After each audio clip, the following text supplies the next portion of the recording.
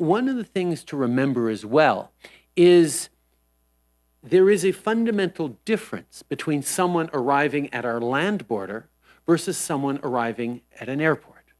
Someone who arrives at our land border has been in the United States, has a PCR test from the US. We're following very closely the numbers and the data we collect on these tests, has been a extremely low and manageable number of cases, and we're always looking at doing more enforcement, at stepping up on the penalties on that, and we will continue to work with the provinces on that. But there is a fundamental difference between someone arriving on connecting flights from anywhere around the world at our airports, which is why we have required government-approved accommodations until the negative PCR test that they got on arrival is indeed furnished. Canadians who are returning from Florida or Arizona and landing in Buffalo or Bellingham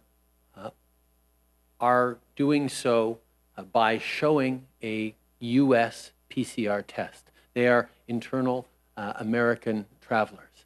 Anyone transiting into an airport from into the U.S. from overseas needs to go through the U.S. arrival processes and land in the U.S.